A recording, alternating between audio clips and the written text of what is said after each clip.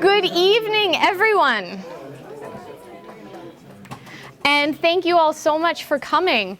Welcome to the first PCC Forum Faculty Dialogue, something that we're hoping will be a more frequent thing in future semesters. We're going to be following a similar format as the usual forums. The first hour will be presentation, and then the dialogue portion will be about half open to the faculty and then half open to everybody.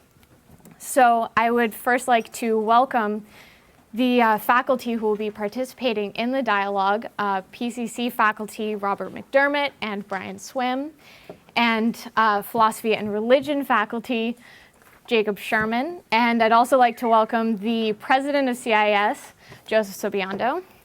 Thank you for coming. So a year ago, I would never have imagined that I would be introducing Rick Tarnas, and for those few of you who don't know, that I would be introducing my father.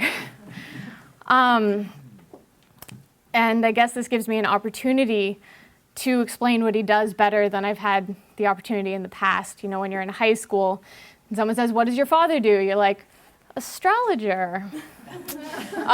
So this has also given me an opportunity to learn so much more about what he does. And I was wondering for this introduction, well, how far back do I go? So I thought I would start with when he graduated from Harvard and hitchhiked out to California, which eventually led him to Esalen Institute, where he worked with Stan Grof on his doctoral dissertation in LSD psychotherapy. By the way, that's a fun thing to tell people when you're in college. It was also at Esalen where he essentially single-handedly raised my brother, Christopher Flash, and then also met my mother, Heather Malcolm, fell in love. So the first that I became aware of what he did was when he published The Passion of the Western Mind, and in the early 90s, and I saw hundreds of copies and thought, oh, that's what he's been doing up in the treehouse studio all this time, because I thought he had hand-typed every single one of these hundreds of copies that I was looking at. And of course, it was the publication of that book in part that brought him to San Francisco to teach at CIS and then be the founding director of the PCC program. Interestingly, at that time, when we lived in San Francisco, we lived on a street called Uranus Terrace. And I don't think anything could be more appropriate than unless it was called Prometheus Street. And then after a little over a decade of writing what, when I was growing up, we just called the book. In 2006, Cosmos and Psyche, Intimations of a New World View, came out, and that's when he started traveling all around the world, giving lectures, and it seemed like as soon as you located where he was in another place, or as Brian Swim put it, Rick had gone quantum. And so it happened that in my third year of college, he traveled out to Vermont to give a lecture. And I thought, you know, I may as well sit in and see what this is about.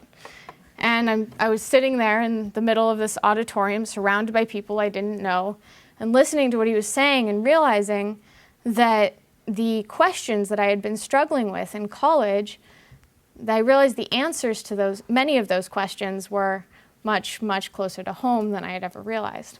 So here we both are now.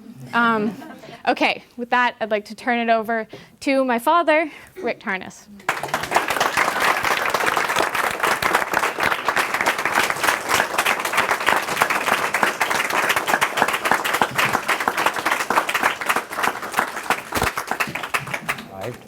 Well, again, thank you. Great, totally winning introduction, Becca. Very grateful, not just for that, but for the 10,000 gifts that you bring into my life, and so unexpected, a pleasure to have you in this world that has been, largely separate from the family, and suddenly the two have come together in a wonderful way, and very proud of you in so many ways. And thank you both, Matt and Becca, for all the arranging that you do to create these PCC forums week after week. It's a real benefit to the PCC community, and we also thank Jamie and Adam for their work last year that kind of led to this. Okay, so the title, which Becca had beautifully written out here before I was going to need to use half the board tonight, but you all saw it, Like a Rolling Stone, which I think you're probably hearing, our great Hebrew prophet, Bob Dylan, singing as you came in, and the subtitle, The Nobility of the Postmodern and Why the Scientific Quest Against Anthropocentrism Has Been Pursued with Religious Fervor. I want to treat my talk tonight as part of a continuing dialogue within our community rather than as an independent presentation of a complete picture, so to speak. That way, I won't have to take a lot of time setting out a detailed overview of material and a meta-narrative perspective that most of you have heard from me already in classes and other lectures. That kind of that overview from the primal to the postmodern, going through the axial and the modern and via the Western trajectory. I'll refer to that, and I'll refer to certain headlines in it, but I'm not going to unpack it tonight.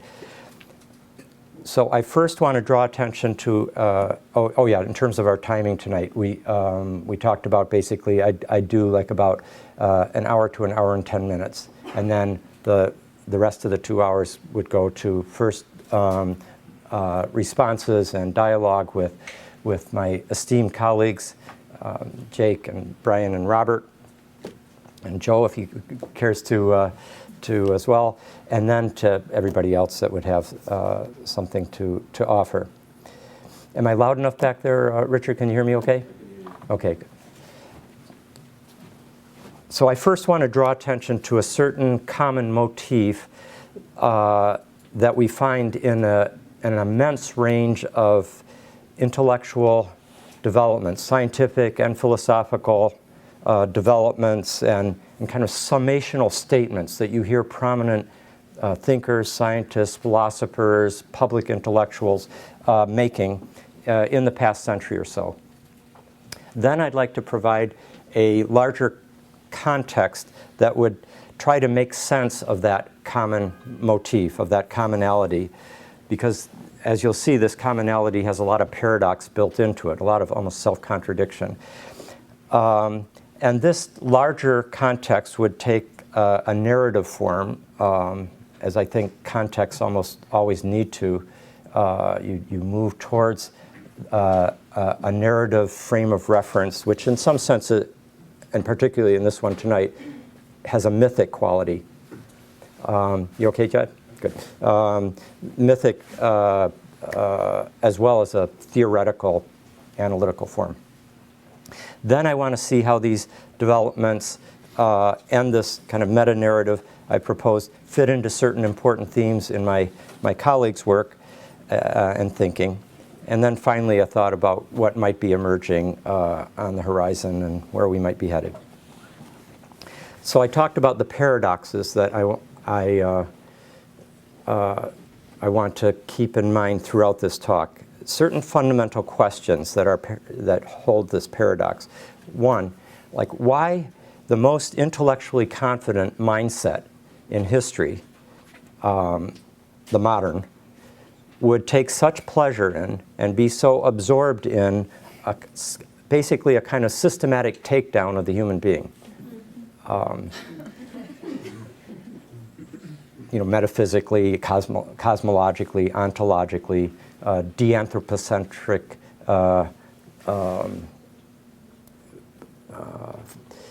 meaning pervading so much of our intellectual work.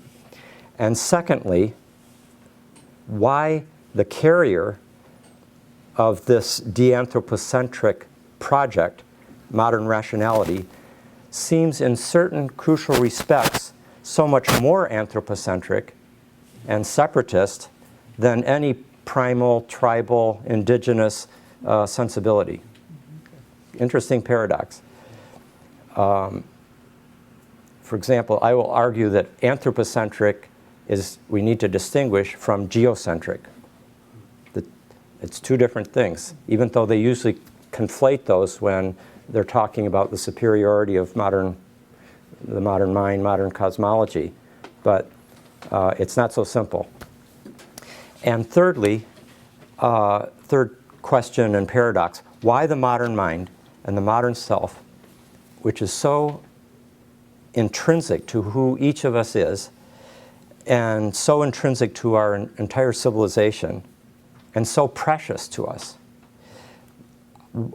Why and how that has somehow managed to apparently botch up the Earth's evolutionary process so catastrophically. So the epigraph of tonight, I'll have a double epigraph. I often like to take one from the humanities and one from the sciences. Okay, so from the humanities, from Joseph Campbell, a late book of his, The Inner Reaches of Outer Space, a neat little sentence. The heliocentric universe has never been translated into a mythology. Okay. And for the other, Alfred North Whitehead, that famous sentence that I know Robert appreciates, as do I, from The Adventures of Ideas. I hazard the prophecy that religion will conquer which can render clear to popular understanding some eternal greatness incarnate in the passage of temporal fact.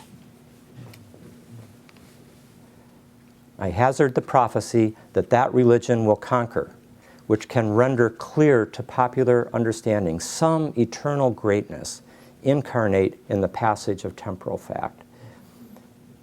So we have a scientist speaking of religion with even a kind of religious orientation, like saying, I hazard the prophecy, you know. And on the other hand, we have a scholar of religion and mythology speaking of science in a very matter-of-fact way. The heliocentric universe has not been translated into a mythology, which he, I think, like Jung, this is Campbell, like Jung, like Robert Bella, like Brian Swim, recognizes that we need a mythos in our civilization. You need to have some kind of coherent narrative within which we frame our identity in the cosmos. And mythologies have always provided that service. And in our demythologized, at least at the apparent level, disenchanted cosmology, the very possibility of a meta-narrative has come into question. Now let me begin with a couple of findings from the emerging field of paleogenetics, which Svante Paabo of the Max Planck Institute is a pioneer. So as many of you know, not long ago his team announced evidence showing that early Homo sapiens seems to have interbred with Neanderthal humans, or the Neanderthal species. All of us non-Africans in the room have between 1% and 4% Neanderthal genes.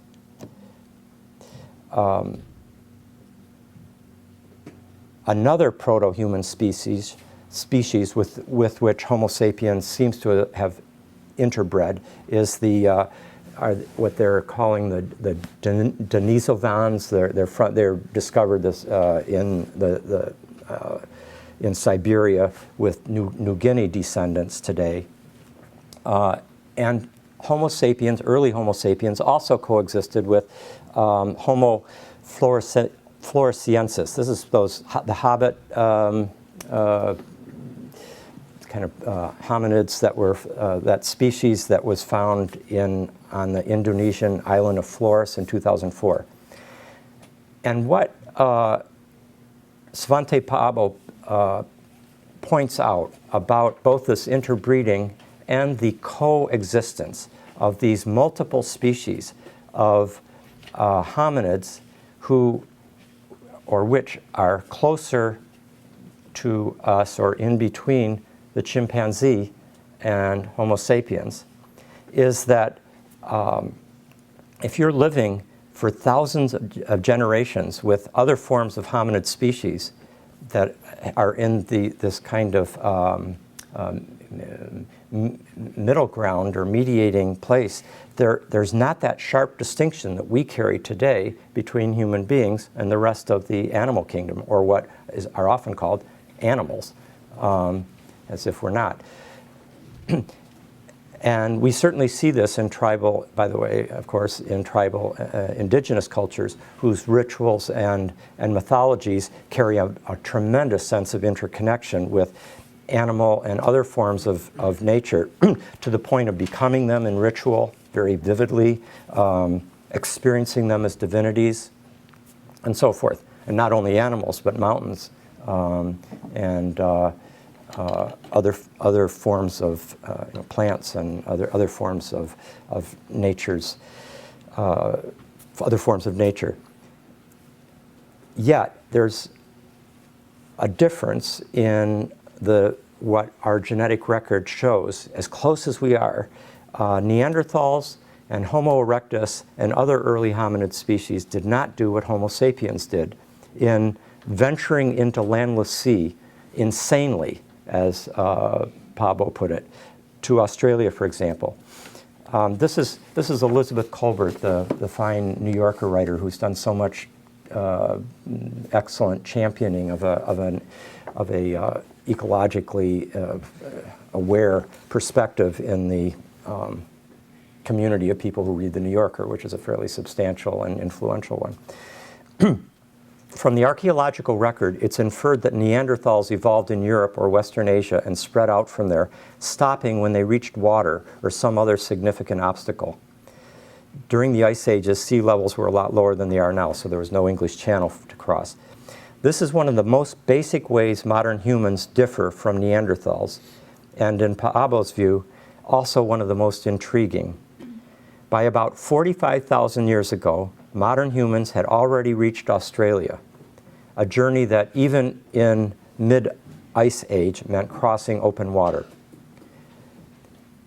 Paabo said, quote, "Archaic humans like Homo erectus spread like many other mammals in the old world. They never came to Madagascar. They never got to Australia. Neither did Neanderthals. It's only fully modern humans who start this thing of venturing out into the ocean where you don't see land. Part of that is technology, of course. You have to have ships to do it. But there's also some madness there, you know?" This is Paabo speaking. How many people must have sailed out and vanished on the Pacific before you found Easter Island? I mean, it's ridiculous. And why do you do that? Is it for the glory, for immortality, for curiosity? And now we go to Mars. We never stop. Now, if this is the defining characteristic of modern humans, is this sort of Faustian restlessness by Paabo's account?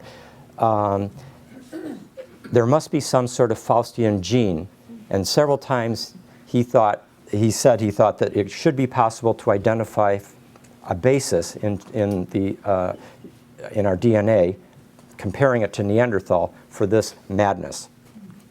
All right. Now compare that description. You can see it's a kind of affectionate description of a madness in the human being, to go out and compare this to this extraordinary passage in Nietzsche's great book called Daybreak, or sometimes translated as Dawn. These are the last words of that book.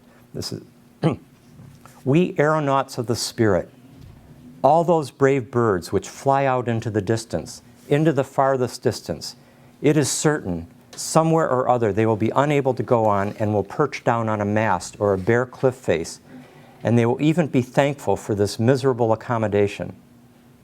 But who could venture to infer from that there was not an immense open space before them, that they had flown as far as one could fly?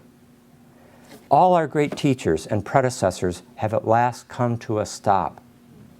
It will be the same with you and me. Other birds will fly farther. This insight and faith of ours vies with them in flying up and away. It rises above our heads and above our impotence into the heights, and from there surveys the distance and sees before it the flocks of birds which, far stronger than we, still strive whither we have striven, and where everything is sea, sea, sea, S-E-A. And where then would we go? Would we cross the sea? Where does this mighty longing draw us, this longing that is worth more to us than any pleasure? Why just in this direction, there where all the suns, S-U-N, sons of humanity have hitherto gone down? Will it perhaps be said of us one day that we too, steering westward, hope to reach in India, but that it was our fate to be wrecked against infinity? Or, my brothers and sisters, or, and he ends the book with that question, or? Okay. And yet, okay, there's that in some ways, that beautiful, in many ways incomprehensible quest for the new, for new horizons, risk-taking, using our wits and will, risking all. And yet, back to paleogenetics and evolutionary biology, there's the shadow side of the human project. And once more, Elizabeth Kolbert. This is in a really fine essay from last summer called Sleeping with the Enemy. Quotes, Neanderthals and Humans. Over the decades, many theories have been offered to explain what caused the demise of the Neanderthals, ranging from climate change to simple bad luck. In recent years, though, it's become increasingly clear that, as Pablo put it to me, their bad luck was us. Again and again, the archaeological evidence in Europe indicates once modern humans showed up in a region where Neanderthals were living, the Neanderthals in that region vanished. Perhaps the Neanderthals were actively pursued, or perhaps they were just outcompeted.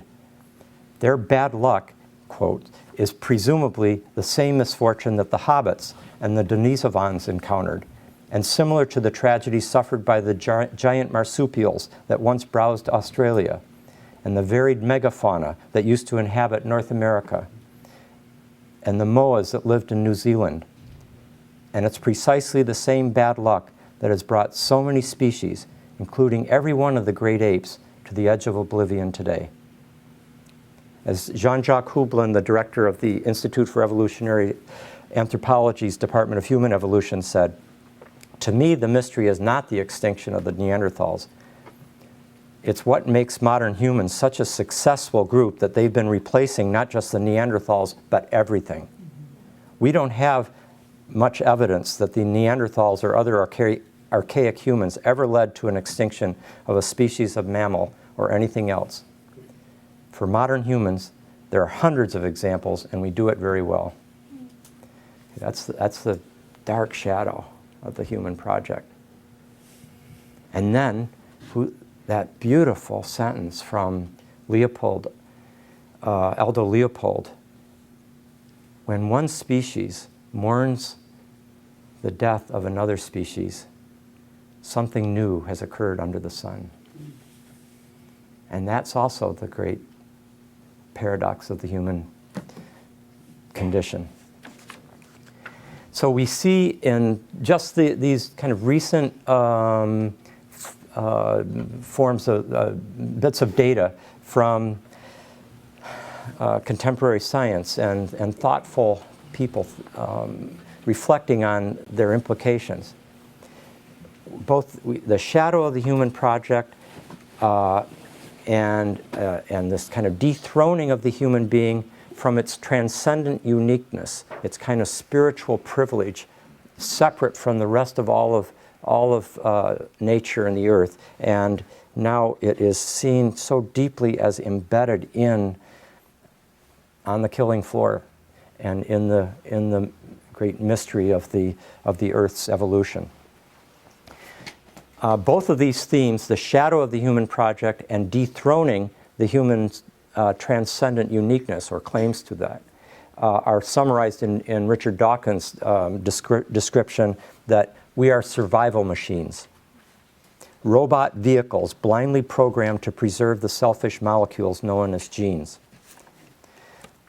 Now, that's a controversial view. Also, there's other views about that it's not the gene, it's the organism that is the survival machine. But still, he's just the most deliberately provocative in this overall move to dethrone humanity's religious pretensions to being something more. That's, the William James, something more, rather than, oh, that's nothing but. You talk about anything sort of remarkable, oh, that's nothing but, the reductionism. So let's organize a bit this dethronement and decentering impulse at work in the philosophical spirit and scientific spirit of the modern, late modern particularly, and postmodern age. Let's think of it in terms of time first. So we've got a universe that seems to have emerged in scarcely imaginable circumstances 13.7 to 14 billion years ago. And then 4.5 billion years ago, the Earth is formed, and the solar system. And in a calculation that was done by James Costa in his annotation to Darwin's Origin of Species, he did this little, he said, let's take the entire Earth history of 4.5 billion years and say that that's 1 year starting on January 1st at midnight. And if we look at it that way, January 1st at midnight, the Earth is formed. The earliest signs of Homo sapiens emerging is on December 31st at about 11:30 p.m. Brian and I recalculated James Costa, who was off. We both, I looked at it and I did the calculation. I said, that's not right. So we both did it. We both came to the same thing. Anyway, it's interesting. That was proofread by Harvard University Press too. It was annotations to Darwin's Origin of Species. Okay, so all of Homo sapiens is in the last 30 minutes of the year. And basically everything that happened in Passion of the Western Mind and Cosmos and Psyche, all of that history, incredible number of people and ideas and civilizations, and all of that happened in the last 30 seconds of December 31st of that year. Okay, so this perspective places the human in basically, it relativizes our importance, obviously. It places us in a much diminished and humbler position in the larger scheme of things. That's time. Let's also do space. You know these things, you've heard these a million times, so I can just basically, the nearest star is 24 trillion miles away from us. The furthest star is 13 plus billion light years away. So the nearest star, 24 trillion years, that's 6 light years. And then the furthest star. And I thought, I did a little calculation. The moment we were born, think of Elizabeth's little grace. Actually, she would never do this, thank God. Imagine that someone, right at the moment they were born, started, and then went for their entire lifetime of, let's say, 90 years, getting into a super fast car and drove at 200 miles an hour through the universe away from the Earth, they would not even get a measurable speck of distance towards the next star for their entire lifetime. Like, so again, putting in perspective, like where we are, how big our Earth, solar system, etc., it's just another level of diminishment. But now there's the decentering, and this of course, the paradigm of it is the Copernican Revolution, but we've gone so much, we're now in a hyper-Copernican revolution, because not only is the Earth not the center, but our sun, it seems, is situated in, and here, this is David Christian from Maps of Time, he does big history. Our sun, it seems, is situated in an undistinguished suburb in a second-rank galaxy, in a group of galaxies that lies towards the edge of the Virgo supercluster, which itself contains many thousands of other galaxies. Robert Bella adds to this, quote, "How decentered can you get?" And of course, then there's hundreds of billions of stars in just our galaxy, and hundreds of billions of galaxies in the universe, each containing hundreds of billions of stars. So you're getting the picture. And this is the kind of global impact of this. So many different strands of our intellectual quest to understand our reality. There's also been the evolutionary diminishment and decentering, something that Stephen Jay Gould has been such a fervent and I think admirable champion of. Rather than the age of man, or even the age of mammals, he says we live in the age of bacteria. These are the organisms that were in the beginning, are now, and probably ever shall be, until the sun runs out of fuel, the dominant creatures on Earth by any standard evolutionary criterion. This is Gould speaking, of biochemical diversity, range of habitats, resistance to extinction, and perhaps even biomass. The tree of life is effectively a bacterial bush. And human beings are a tiny part of one twig at the end of one of the three domains of the bacterial bush, the eukaryote domain of the bush.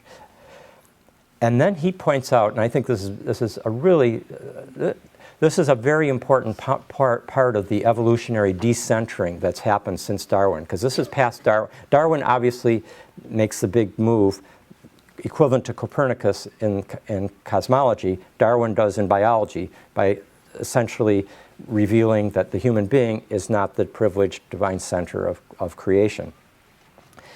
But even within, there was always still this kind of this legacy of pride of the survival of the fittest, and that in certain ways the human being represents the crown of creation, the most complex, with the brain and our special capacities and lords of the earth.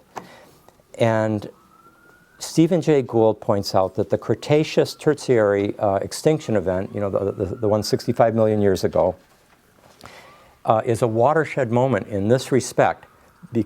Like before then, of course, the dinosaurs and the great reptiles were dominant.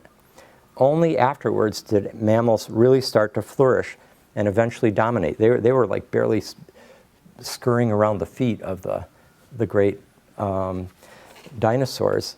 And Stephen Jay Gould points out that it's much more a matter of brute luck than of species capacities that underlie our current flourishing and the extinction of the dinosaurs. As he put it, that event, the Cretaceous event, drove groups to extinction through no adaptive failure of their own, while imparting fortuitous exaptive success. Fortuitous is like accidental. Success to creatures that had lived throughout the long reign of dinosaurs and never made any headway towards replacement or even towards shared dominion with one of the most successful vertebrate groups in the history of life. And it's not complexity, but diversity in Gould's understanding that is the main trend in biological evolution. Now, if we also take in the very significant work that's been done by people like Mark Beckhoff, with animal behavior. I think you've met Mark, wonderful man. Franz de Waal, Sarah Hardy. We see a dethroning of humanity's claims to uniqueness, the use of tools, signaling, the sense of justice, the capacity for play, the capacity for empathy, the disciplining of aggression. All these long predate Homo sapiens. And then there's a whole other issue which Dawkins is very eloquent about, talking about how we see through a very sort of narrow spectrum of narrow slit in a vast spectrum of what is possible. We see there are insects that live in an ultraviolet garden that we are totally blind to, and as Dawkins put it, we can perceive, understand, and even imagine only a minuscule range of sizes and speeds in the middle area of the vast cosmos, which he calls a cavernous museum of magnitudes. It's a tiny band set in the midst of a gigantic range of the possible, from the scale of quantum strangeness at the small end to the scale of Einsteinian cosmology at the larger end. Okay, so that's all decentering, diminishment, relativization, putting us in our place in many ways. But then there's the issue of, the dimension of disenchantment, which then comes back at the human. Dawkins' famous sentence, "The universe we observe has precisely the properties we should expect if there is, at bottom, no design, no purpose, no evil, and no good. Nothing but blind, pitiless indifference." Steven Weinberg, the famous paragraph, he's the major cosmologist, the famous paragraph towards the end of his book, The First 3 Minutes, it's been quoted many times, where he says, "It is almost irresistible for humans to believe that we have some special relation to the universe, that human life is not just a more or less farcical outcome of a chain of accidents, reaching back to the first 3 minutes. It is very hard to realize that all of what we see is just a tiny part of an overwhelmingly hostile universe. The more the universe seems comprehensible, the more it also seems pointless." Very famous statement. And Primo, the Italian chemist and Jewish survivor of Auschwitz, who said very, very poignantly, this is Primo Levi, and he says, "Not only are we not at the center of the cosmos, but we are alien to it. We are a singularity. The universe is strange to us. We are strange in the universe." It's a very different perspective than say, Brian's, where the universe is our home. Primo Levi is articulating a very broadly shared sensibility in the modern soul, that we are strange to the universe and the universe is strange to us, that we are this absolute oddity of consciousness in an unconscious cosmos. We are personal, we are purposeful, we are morally and aesthetically and spiritually aspiring beings with profound interiority, and we live in a universe that lacks, that is impersonal, that is unconscious, that is purposeless, that is indifferent to moral and spiritual aspirations. That's the mainstream modern perspective. Jacques Monod, of course, the biochemist in France, "Man must at last wake out of his millenary dream and discover his total solitude, his fundamental isolation. He must realize that, like a gypsy, he lives on the boundary of an alien world, a world that is deaf to his music, and as indifferent to his hopes as it is to his sufferings or his crimes. Listen to his religious language too. The ancient covenant is in pieces. That's like the 10 Commandments are in pieces on the golden calf. Man knows at last that he is alone in the universe's unfeeling immensity, out of which he emerged only by chance. As we were hearing as we walked in, how does it feel to be on your own, a complete unknown, no direction home, like a rolling stone? You know, Dylan was like in 1965, just, and people heard that a million times. I mean, just, it was playing over and over again, and it was just like putting the naive child consciousness of the young counterculture and baby boom into maturity and catapulting it into like, how does it really feel to be out? And this is he's giving poetic expression to what the entire post-Copernican, post-Nietzschean, post-Darwinian juggernaut has been communicating to us in this kind of multi-pronged way. Putting all these together here, by the way, when you read something like these quotes from Weinberg and Primo Levi and Jacques Monod, I could go on with Bertrand Russell. There's an incredible sentence that I have to give you from Russell where he says,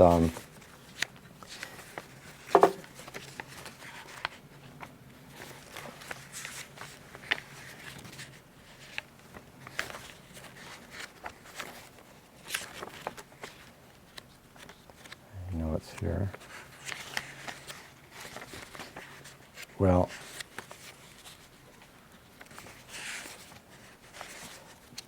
I guess I'm great. Oh, here it is.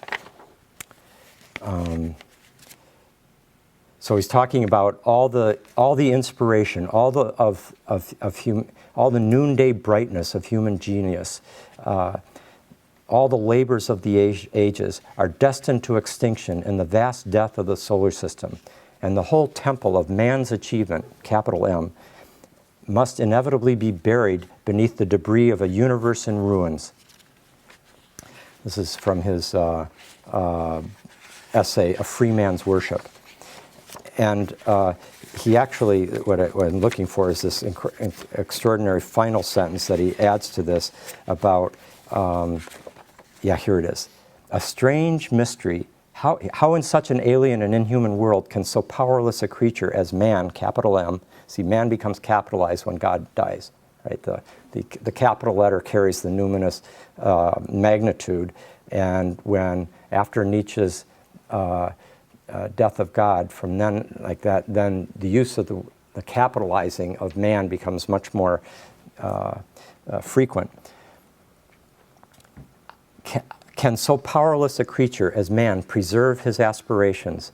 A strange mystery it is that nature, omnipotent but blind, in the revolutions of her hurryings through the abysses of space, has brought forth at last a child, subject still to her power, but gifted with sight, with knowledge of good and evil, with the capacity of judging all the works of his unthinking mother, capital M. When you read that, you get a sense for how psychological these statements are, and how, as Nietzsche says, every philosophy is a confession. So is every scientific, and he also says every fact is an interpretation, and we always underestimate how psychological our seeming objectivity is. And I think, generally speaking, this is as true as of the scientist, as of the theologian, as of the fundamentalist. Barbara Sullivan, a Jungian analyst here in the Bay Area, brilliant, who's been influenced by Bion, says, "Now we live in the world of Virginia Woolf. I am a verb rather than a noun, always confronting an unconscious reality that disorients us." We lie to ourselves over and over in ways that affect us and that we can't control or compensate for. We have no direct experience of reality. It's all emotionally and psychically mediated and distorted. Thus, the ubiquity of conflicting memories between two people. Reality can't be pinned down. Okay, here we hear Kant's critique, epistemology. We hear Freud. We hear Nietzsche. You can hear even Francis Bacon's idols. You hear Foucault. And this sense of not being able to, this is another part of our dethronement and decentering, is that we can't access the reality itself. And here's a neuroscientist philosopher I recently heard interviewed on NPR. We are stories being told by electrical signals in our brains, creating the illusion of the Cartesian theater. And then in philosophy of science itself, with Thomas Kuhn and then Paul Feyerabend, Evelyn Fox Keller, there's been a dethroning of modern science's claims to objective knowledge, and its claims to, for its superiority to all other modes of cognition as inferior myth-making. And that brings up the postmodern dethroning of the long central protagonist of this epic journey, the Western mind, Western civilization, and modernity in particular, and the very nature of the Western self. And this dethroning, which is so much the warp and woof of the postmodern, has taken the form of feminism, multiculturalism, deep ecology, post-structuralism, post-colonialism. All of these have dethroned that privileged, Eurocentric, patriarchal, white, rational, in quotes, Cartesian ego. How much nobler today other cultures can seem to us, other worldviews, other eras, other forms of life altogether.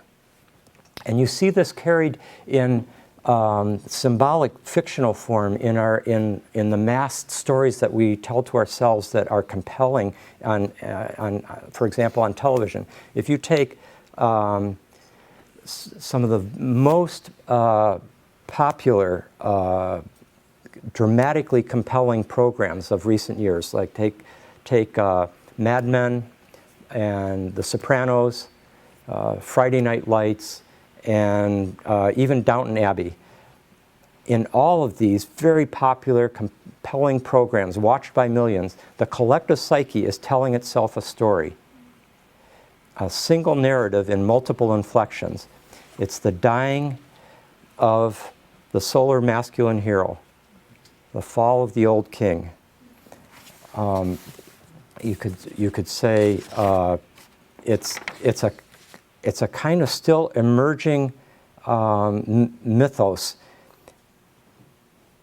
It's not just the dying of the solar masculine hero and the fall of the old king. It's more than this, because we've had stories of the fall of kings and the deaths of heroes from the beginning, the Iliad on. But now we see something more.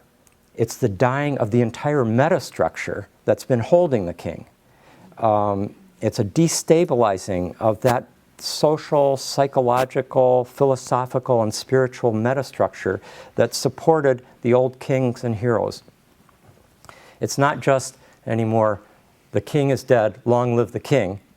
It's the old king is dying, and so is the kingdom and the entire mythos that held it up and that made it real. That's new. The entire mythos is being deconstructed, and this is the postmodern project in so many ways. And nowhere is this more intensely and urgently evident than in the global ecological crisis, catastrophe, in which not only modern civilization, but human civilization, the human species, as well as the modern technological corporate apparatus, and even the world religions are all, in some sense, implicated and placed in question and destabilized and losing their their presumed sovereignty as the summum bonum. Now, to make sense of this, I'd like to draw on, let's start first with we can see how much the Copernican Revolution looms over all of this. It's like we've been watching one huge Copernican revolution happening over and over again, dethroning and decentering the human, the modern, the rational ego, the self, etc., our very identities. Nietzsche said, since Copernicus, man seems to have stumbled onto an inclined plane. He's now rolling faster and faster away from the center. Whither? Into nothingness? Into the penetrating feeling of his nothingness? His existence now looks more arbitrary, more loiterer-like, more dispensable in the visible order of things. Hasn't precisely the self-belittlement of the human being, his will to self-belittlement, hasn't it been marching relentlessly forward since Copernicus? By the way, note that this is the successor and the clue to the interpretation of Nietzsche's more famous passage at the end of The Gay Science, where he announces the death of God, and the death, which is the death of the metaphysical world, and the erasing of the very horizon of meaning that's held our civilization. When he said, who gave us the sponge to wipe away the entire horizon? What were we doing when we unchained this earth from its sun? Is there still any up or down? Is not night closing in on us? Has it not become colder? He's absorbing the whole impact of Copernicus and Kant and Darwin, and he's prophesying what the postmodern sensibility is going to gradually unpack over the next century. Now, the Copernican Revolution is, I believe, a kind of clue to the mythic meta-narrative that we seem to be living out in a kind of largely unconscious but extraordinary way. It goes back to Copernicus himself. When he describes the importance of the sun, he says, in the middle of all sits the sun enthroned. How could we place this luminary in any better position in this most beautiful temple from which to illuminate the whole at once? By the way, for those of you who've read Pico della Mirandola's oration on the dignity of man that's at the beginning of the Renaissance, that placing this luminary in better position in this most beautiful temple from which to illuminate the whole at once, that's right where the creator in Pico's new retelling of Genesis places the human being, right in the center, to be able to look at everything above, everything below. He can become like an angel, he can become like the beast. He is without a pre-given meaning. It is up to him to decide. So already you can see there's a secret relationship between the sun, and the human being, and the emerging, and particularly the sense of the modern self's identity. Copernicus goes on. He's rightly called the mind, capital M, like by Plato, the lamp, the ruler of the universe. Hermes Trismegistus names him the visible God. Sophocles, Electra, calls him the all-seeing. So the sun sits upon a royal throne, ruling his children, the planets which circle around him. Now, what I want to do briefly, you all know, or well, you don't all know, but many of you know. Okay, so I've been describing this. Modern self, highly distinct from, in its rational apprehension of the objective world. This is kind of like the Cartesian self. I think, therefore I am. With a profound sense of our own subjective uniqueness and specialness against an objective, disenchanted world. So this is the starting point of the modern, and we can contrast it with the primal and the great, very ancient indigenous cultures that have a much more embedded sense of self in the world, with a if we were to place these lines that represent where the capacity for meaning and purpose and soul and spirit exists, it pervades the entire world, and the human being who participates in nature, in the interior life of nature, in the anima mundi. The divine participates in nature and in the human being, in ritual, etc. It's a profoundly it's a participation mystique. Well, this is the classic subject-object dichotomy of modernity. And then there's that great midpoint between these, that comes with the great axial revolutions of in the various world religions, which in the West is what affects the West ultimately comes from Israel and Greece. And you have this, but right across the world, you have this enormous, in the axial era, first millennium BCE, you get this enormous recognition of a transcendent spiritual reality that is in tension with the mundane reality.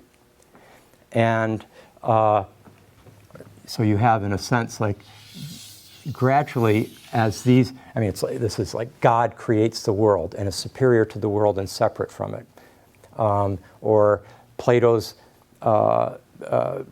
eternal forms or ideas are superior to and the world of time and matter that they inform, but that the true light comes from the archetypal realm, and that we are all in a cave of shadows, and imprisoned in the body. The body is a prisoner of is the prison of the soul, etc. But there is, in these axial religious awakenings, there's this tremendous sense, even though the divine moves from immanent nature and a more like powerful spirits and so forth that pervade nature in all ways. That sense of the locus of divine moves towards an eternal transcendence separate from nature, and this starts to kind of empty out. It starts to become less theophanic. But the human being has a special relationship to the divine, and like man is made in the image of God, to use the King James translation. Or, I mean, right across all if you take the four big axial religious civilizations, in Greece it's the philosopher who has a special relationship to the divine. Plato, Aristotle, the divine, the nous, the human mind at its philosophical climax can participate in the divine mind, okay? Or the Hebrew prophet. In Israel, it's the prophet. The prophet can connect directly to the divine and can then say to the king, you may be powerful, but there is a king of kings that we can morally judge you by. And this is a big difference from, I've had to leave out the big intermediate stage of the archaic, like, you know, the pharaohs in Greece, for example, where you have the divine starts to become more identified with just the emperor, the pharaoh, the king, God, and you move more and more towards a monotheism. The key person being Akhenaten in ancient Egypt, who posits a solar monotheistic divinity. And that's the kind of 800-year anticipation in advance of what emerges fully in the monotheistic ethical and spiritual universalism of the axial period. There's so much more that could be said about this, but I wanted you to see how this.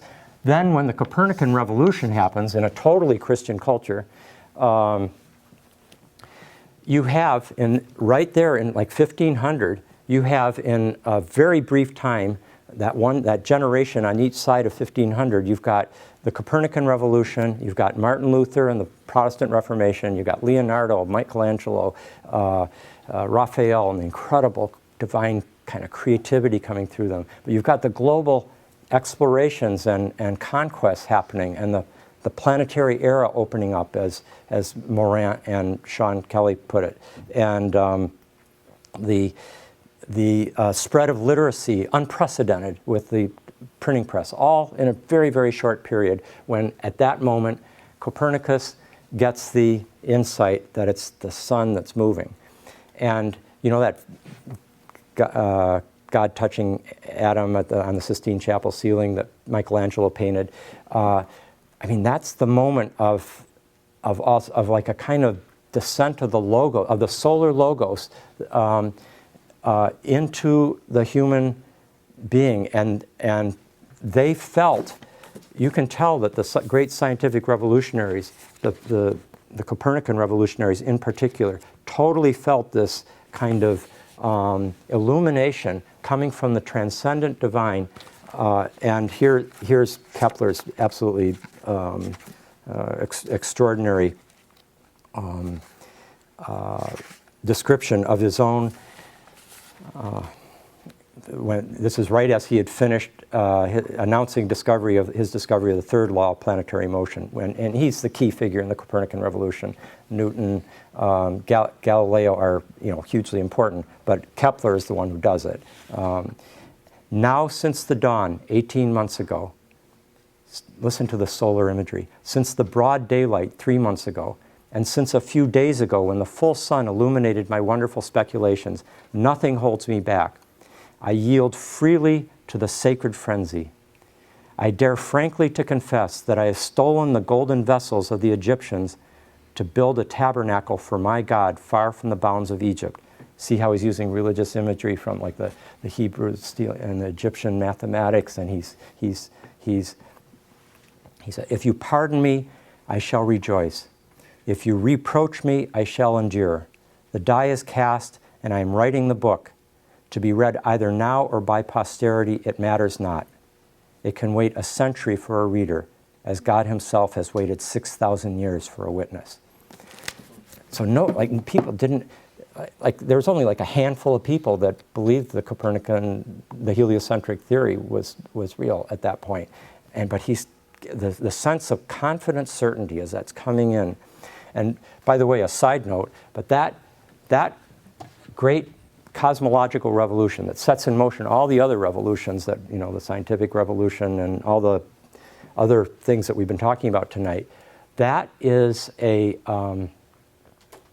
set in motion by Plato, his understanding of the problem of the planets, because he had such a sense that the heavens, as the most visible expression of the divine intelligence, had to have and was expressive of a perfect order, a mathematically elegant divine order, which seemed to be true in all respects, except for there were these planets, which means wanderers, going in ways that shouldn't be happening, that would go retrograde, that would fade in and out of brightness. And he said, this cannot be. This is like a blasphemy against the perfection of the divine order. I call on all philosophers, mathematicians, astronomers to solve the problem of the planets. Discover what's really going on. There's some kind of deeper mathematical simplicity that will restore the perfection of the cosmic order. So he sets that in motion, and that's what leads eventually to the Copernican and Kepler. Kepler is the great, both of them together, they're so Neoplatonic, they're coming out of the Renaissance. It's remarkable that revolution simultaneously seems to climax and fulfill the Platonic conviction of the divine cosmos. And then the irony of fate, as it's been put, turned the mathematical mysticism of the early scientific revolution into the mechanistic materialism of the later scientific revolution. So often how it happens too, right? I mean, in all parts of life, that numinous glow of the beginning, and then the light of common day. And then now perhaps even a triple reverse, where perhaps a restoration of the divine order in a more complex, multi-centered way, and a recovery of a return to a sense of the animum mundi is emerging, and our PCC program is very much part of it. Okay, I'm going to do 10 more minutes and then open this up. So what I've been describing tonight is that great movement to the this is the post-Nietzschean, post-Copernican. There's the human being down there, very minuscule, very peripheral, in a huge question mark of a cosmos. There's a great deal of sense of the interpretive nature of, like, that everything we see is shaped by what we think is real, is shaped by our own subjectivity. So we're kind of projecting out there to an indeterminate extent. But at the same time, this kind of disenchantment is imploding, as when Dawkins says we're just survival machines, or Albert Camus was saying, you know, we live in an absurd universe, and the true existentialist, or the true courageous human being is willing to face that. Heidegger's endarkenment of the cosmos, and so forth. So what I believe makes the most sense out of this is to recognize that we're seeing a tremendous solar journey.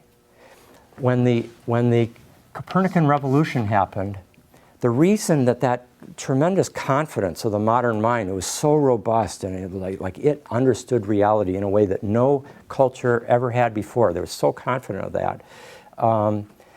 And even though it would talk about, well, we're no longer the center of the universe, but it always said it with such confident tones. And the reason is that at some deep level, the modern rational self decathected from the earth and cathected to the sun.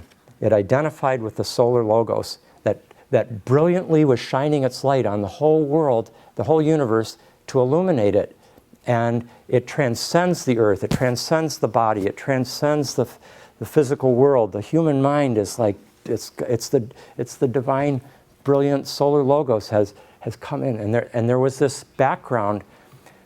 There was an archetypal quality to this conviction. You can hear it in Kepler's symbolism. You can hear it also in the later, as the solar journey. This is the I think, therefore I am stage. If we think of the sun as being it's the great symbol of, like, consciousness, and it's the conquering of the darkness by the light, right? The dawn of consciousness, the dawn of these are solar images. In astrology, the sun in our birth charts is who we are. It's our conscious identity. It's compared with the moon, which is who we are before we think about who we are. It's the moon is more that foundational relational wholeness that surrounds us and we emerge from. Well, we can see that if the I, capital I, has that special connection to the solar principle, if the paradigmatic statement here would be, I think, therefore I am, cogito ergo sum. This would be, I am who I am. I am that which is, that am, the great biblical declaration of transcendent identity, which provided first the Jews with their sense of tribal identity, a chosen people, being recognized by a divine principle whereby they could weather the clashes of empire all around them and overthrowing them, and of each individual soul, especially as the centuries progress with Christianity and so forth.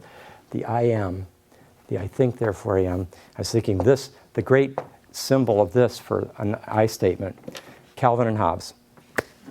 Well, Calvin, 8-year-old Dennis the Menace, hyper-articulate, postmodern kid, looking up at the dark night, starry sky. In the first image, he's just looking up there, little kid and then in the second image,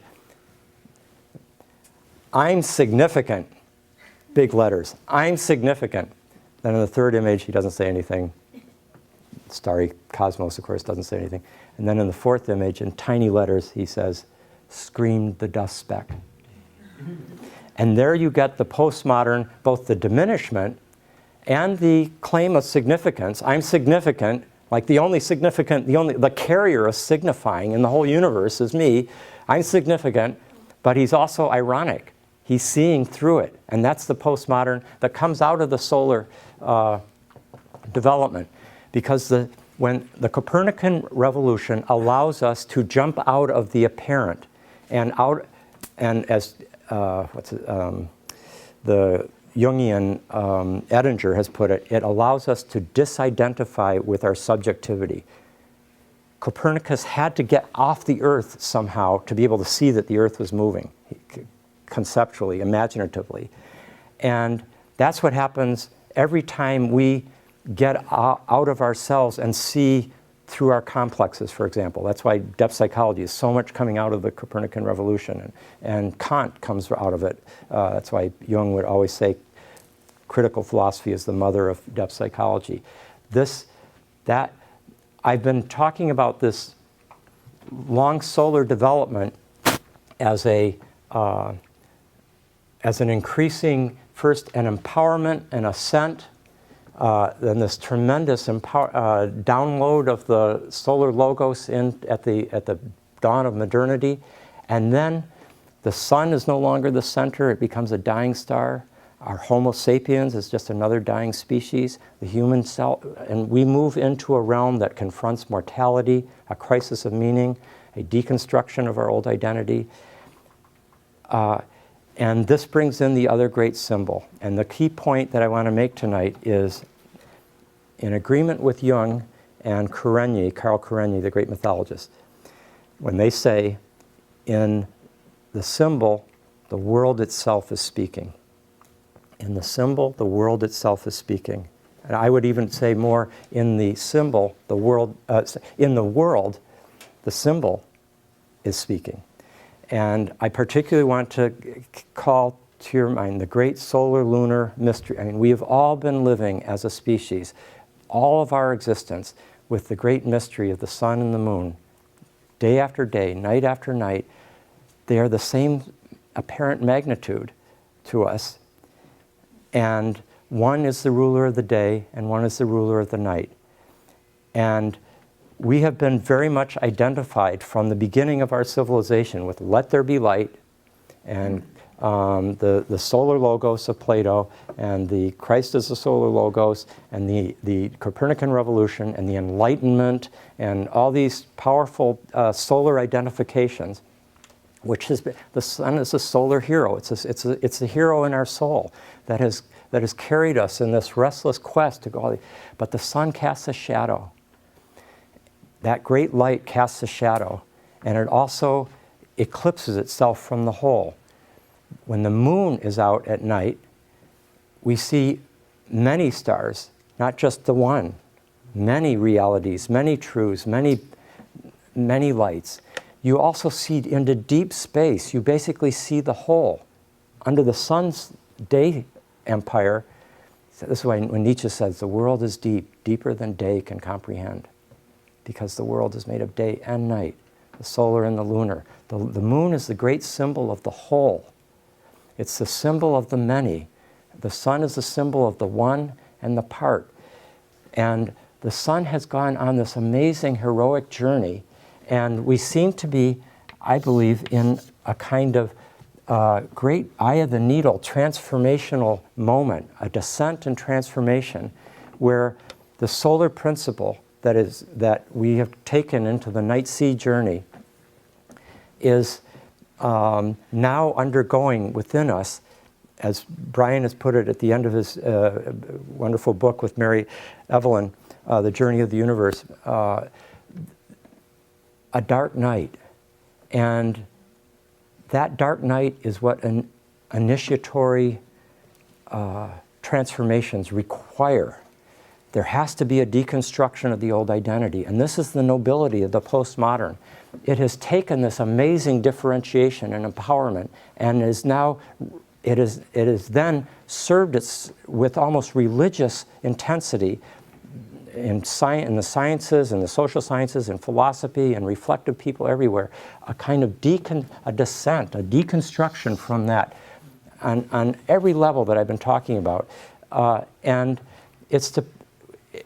I believe it is in some sense preparing us as a species, as a civilization, as a sensibility to re-enter engagement with the whole, with the ensouled whole, the cosmic anima mundi, not just rediscovering, though, that anima mundi, but forging a new relationship to it, a new form of an I-thou relationship to the whole, that a kind of freedom has been forged, and now a new form of love can actually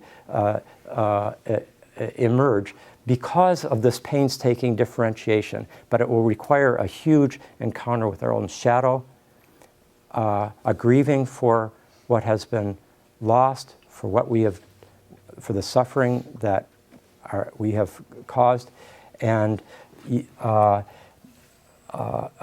profound humbling that can perhaps permit this solar and lunar, this kind of hero archetype and, in a sense, like great mother archetype of the cosmos, to go through a conjunctio out of which a new dawn can emerge. And I think that makes sense of the heliocentric universe and the Copernican Revolution and the huge shadow that our civilization has cast at the same time as this enormous light that we're all grateful for as well. So now I'd like to turn it over to Brian and Robert and Jake and Joe to begin anything that they'd like to say.